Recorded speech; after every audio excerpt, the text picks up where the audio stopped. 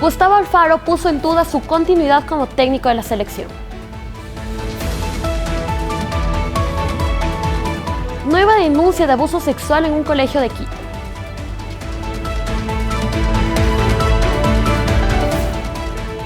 El jefe del Mundial de Qatar admite cifras alarmantes sobre las muertes durante la construcción de la infraestructura del Mundial.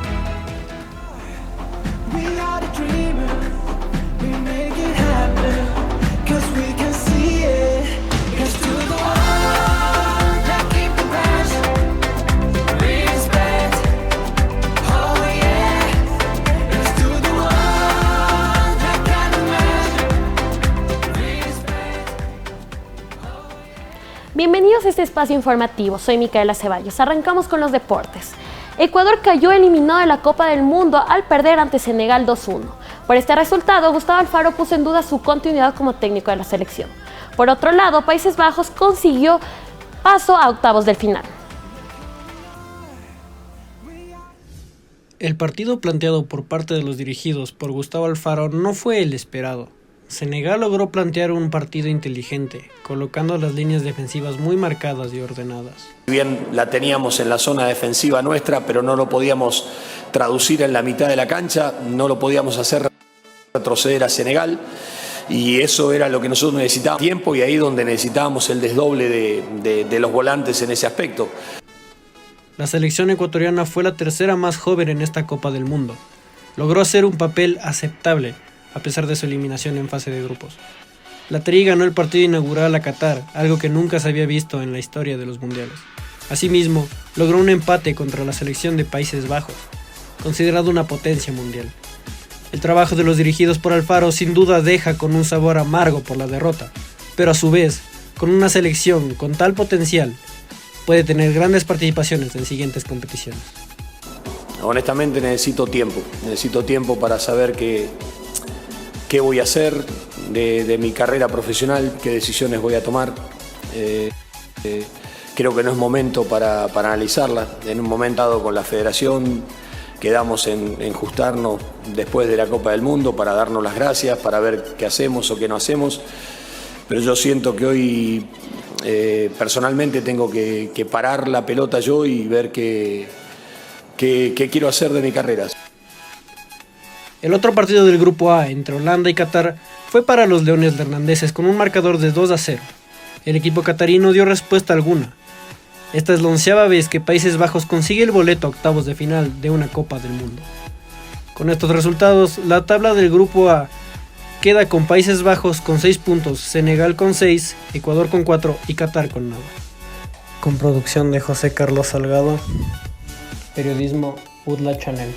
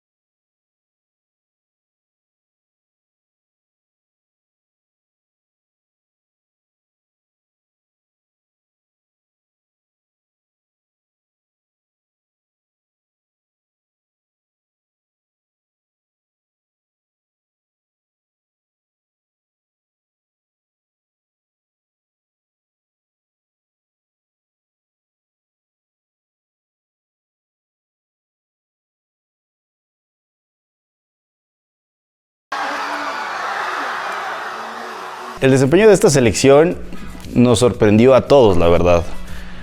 No se esperaba ver una selección que proponga como propuso a Países Bajos, que dé el golpe en la mesa en el partido inaugural como lo hizo contra Qatar. La verdad, creo que el proceso de Gustavo Alfaro termina consiguiendo algo adicional a lo que vino en un principio el técnico argentino. Todo lo que ha hecho Ecuador desde esa selección del 2006 hasta lo que hoy se tiene, obviamente es una evolución no solo física, son otros jugadores con otras habilidades, sino también mental. Antes del Mundial, Ecuador ya tenía su nombre en el mapa futbolístico, especialmente mexicano y europeo.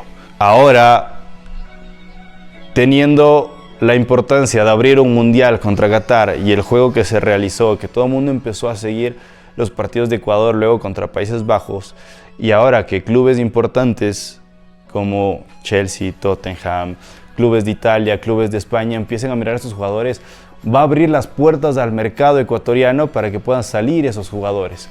Y que los jugadores ecuatorianos lleguen a clubes de gran jerarquía permite que estos clubes pongan el ojo en Ecuador, si es que no estaba puesto ya. Teniendo planificación, teniendo un proceso, siendo competitivo, sabiendo hacia dónde quieren llegar los clubes y hacia dónde quiere llegar la selección, es lo que a mí más me siente orgulloso. Yo creo que eso resalta a la gente, ¿no? El hecho de que Ecuador sea la selección que dio la cara por todo el continente. Esos juveniles ahora los vemos convertidos en unos jugadores de una categoría increíble que falta pulir, tienen aún un proceso muy grande que seguir. Y es lo que está apuntando Ecuador para el Mundial 2026, para la Copa América 2023.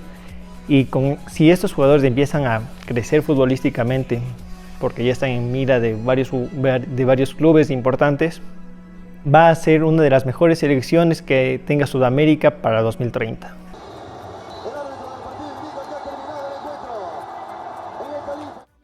Una fuente de seguridad reveló a CNN que el gobierno de Irán amenazó a familiares de los jugadores de su selección si no cantaban el himno o promovían una protesta política.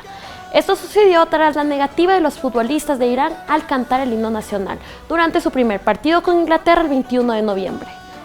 La fuente dijo que los jugadores fueron citados a una reunión con miembros del cuerpo de la Guardia Revolucionaria de Irán, Además, les dijeron que sus familias sufrirían violencia y tortura si ellos no cantaban el himno nacional o si se sumaban a alguna protesta política contra el régimen de Teherán. En otra información, en el grupo B se enfrentaron Gales e Inglaterra, con un resultado de 3-0 a favor al conjunto inglés. Con este resultado quedaron como primeros en el grupo. Irán se vio las caras con Estados Unidos. El conjunto americano ganó por la mínima. Esto le sirvió para clasificar segundos con 5 puntos. Ahora pasamos a las noticias nacionales.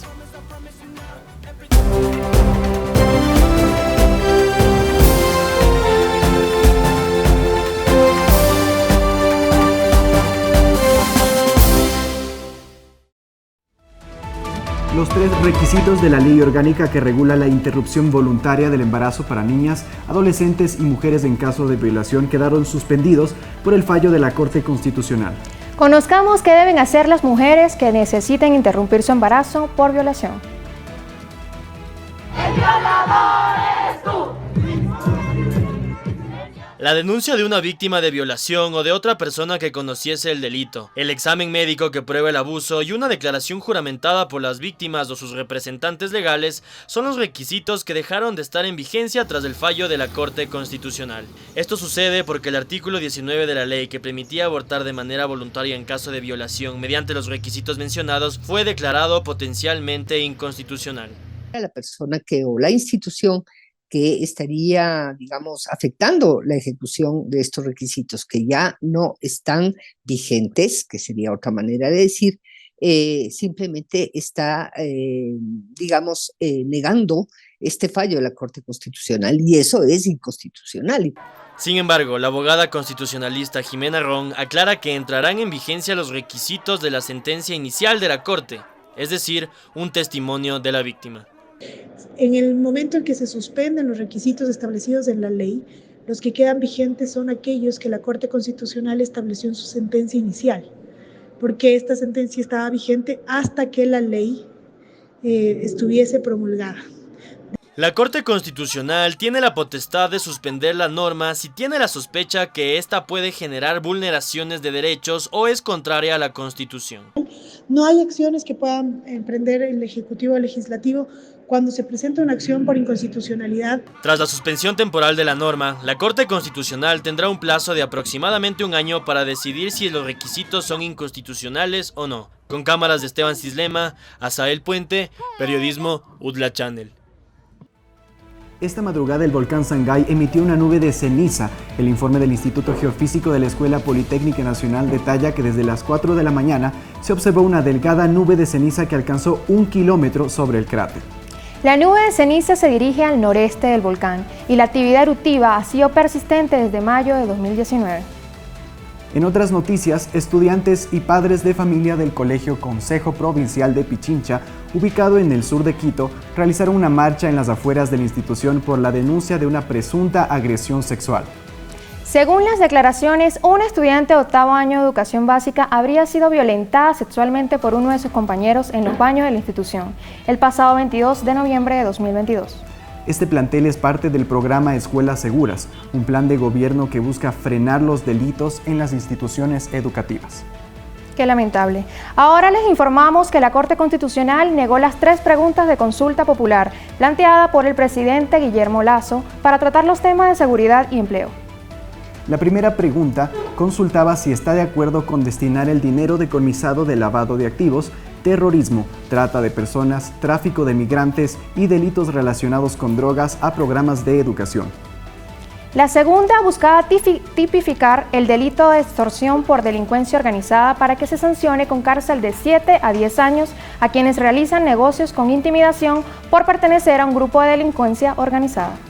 Y la última pregunta intentaba brindar una deducción del 100% en el cálculo de la base imponible del impuesto a la renta para quienes emplean a personas de 45 años o más.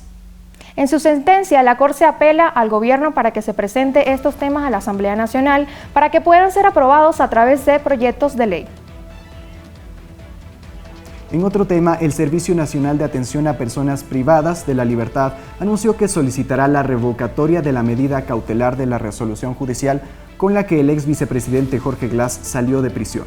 Además, el organismo penitenciario adelantó en conjunto con la Procuraduría. La sentencia con la que Glass salió detalla que el motivo es por el grave clima de inseguridad que se vive en las cárceles. El exfuncionario está detenido desde el 6 de octubre de 2017. Tiene 2 sentencias en firme, 6 años de cárceles por asociación ilícita en el caso Odebrecht y 8 años en cárcel de cosecho en el caso Sobornos. Su tercera condena fue anulada. Y para cerrar este bloque, les contamos que en Ecuador existe preocupación por la participación de menores de edad en sicariatos y su vinculación en varios delitos en el país. ¿A qué se debe? Conozcámoslo en el siguiente reportaje. El diario británico The Telegraph reveló que niños o jóvenes se vinculan o son capturados por bandas. Según el reporte de la Policía Nacional, esto sucede en Esmeraldas, Manabí y Guayas. En las escuelas de sicarios aprenden a disparar, usar armas de varios tipos y muchas de las veces son obligados a realizar pruebas de fidelidad mediante sicariatos. Jesús, nombre protegido, nos relata que su primo ingresó a una banda a los 14 años. Desde entonces su familia vive en constante riesgo. Han recibido amenazas con armas de fuego en su hogar. Acá en Guayaquil hay esas escuelas de sicarios, ¿no? Que cogen a muchos jóvenes de 14, 15, 16 años y les enseñan a disparar, les enseñan cómo, hasta por último, cómo correr, qué tienen que hacer después del sicariato. Jesús indica que su primo ingresó al mundo del sicariato por la pérdida de un familiar. Él era una persona tranquila. Todo fue que mataron al papá, ¿no? Y comenzó, o sea, fue un cambio total en la vida de él, en el pensamiento de él, todo. O sea, él en su mente tiene venganza. En algunos casos esto se debe a la disfunción de los hogares. Ante esto, los niños y adolescentes buscan protección en los grupos delictivos. Antecedentes de vida con familias tal vez desestructuradas, tal vez familias violentas, entonces hay, digamos, una necesidad muy fuerte de estos niños por un sentido de pertenencia, pero obviamente en espacios donde se sientan seguros. Ese es uno de los primeros elementos que otorga pues pertenecer a este tipo de organizaciones. Pablo Coloma, quien conoce de cerca la situación por la que pasan los menores, indica que los niños y adolescentes buscan la satisfacción de sus necesidades básicas. Al ser miembros de una organización donde otras personas les pueden justamente proveer de seguridad, el saber que al formar parte de una agrupación como esta van a ver posible la satisfacción de necesidades tan básicas como el acceder a alimentos, el tener pues la compañía de otras personas, entre otras. Todo eso pues les otorga este sentido de seguridad. El general Víctor Hugo Zárate, comandante de la zona 8 de la policía, dijo esta semana que el reclutamiento de adolescentes para el sicariato en Guayaquil y Durán empieza con menores de edad de 15, 16 y 17 años. Con producción de Sujei Núñez, Anaí Franco, UTLA Channel. Ahora nos vamos a una pausa, pero al volver les presentamos todos los detalles sobre las declaraciones del jefe del Mundial de Qatar.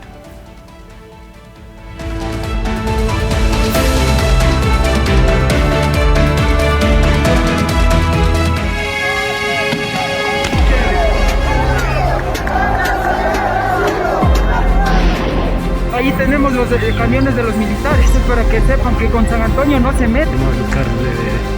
Tranquilo, Juan, tranquilo. Así se retiran los militares. Estamos aquí para llevar los 10 puntos como respuesta a nuestras comunidades, a nuestros pueblos, compañeras y compañeros. Les pedimos por su seguridad y las de sus familias regresar a sus comunidades. Soy creyente fiel de que el periodismo se lo vive precisamente aquí, en las calles. Ha sido una experiencia muy enriquecedora, donde he aprendido lo importante que es trabajar en equipo y donde siento me he desafiado y he vencido muchos miedos. Uno también logra humanizarse más con la sociedad al ver cómo muchas personas dejan su trabajo, dejan su familia por estar en estas manifestaciones. Es increíble estar ahí bajo presión, intentando redactar tan rápido, intentando editar videos rápido, intentando coordinar todo en el set. Chicos, ¿saben qué? En 30 minutos salimos al aire, es increíble. Católica, Salesiana He y la aprendido Federación muchísimo. Encontré mi vocación. Que un día puedes estar en un paro nacional y al otro día puedes estar en una rueda de prensa entrevistando al ministro del Interior o al ministro de Gobierno. Poder ver que nosotros nos encontramos a la par de lo que medios tradicionales se encontraban realizando, nos llenó de orgullo. La pedagogía de UDLA Channel me ha parecido excelente, me ha parecido que todo lo que han realizado es correcto. La formación que nos han dado los profesores ha sido de mucha ayuda desde el primer momento. Ese es el itinerario de este pueblo. Estoy feliz de haber sido parte de este tipo de acontecimientos. UDLA Channel para nosotros es el principio. Y qué mejor principio que aprendiendo. Nosotros ya somos prácticamente periodistas porque hacemos lo que hace un periodista en la vida real. Hoy en día valoro más mi profesión y sé lo importante que es ser periodista.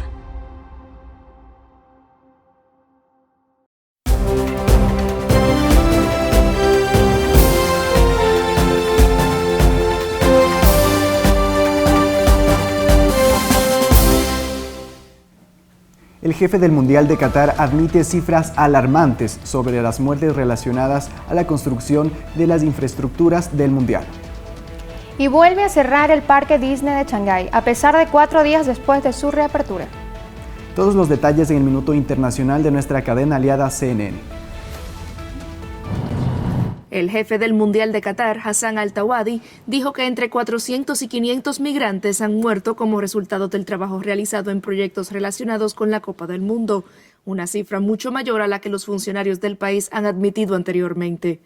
En una entrevista con el periodista británico Piers Morgan, Al-Thawadi añadió que las condiciones de salud y seguridad han mejorado.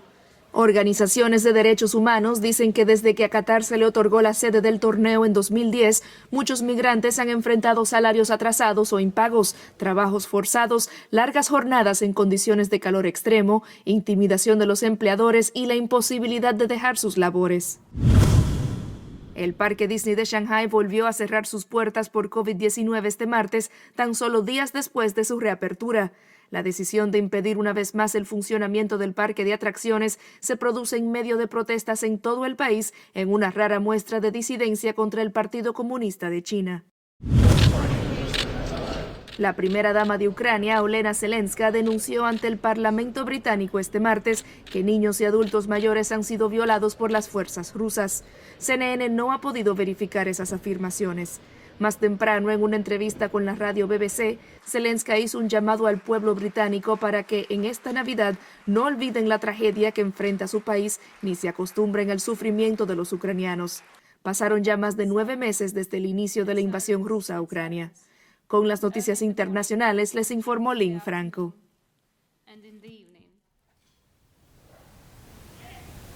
Con esto termina este espacio informativo. Nos despedimos, que tengan una buena tarde. Y no se olviden de visitar nuestra página web y escanear nuestro código QR.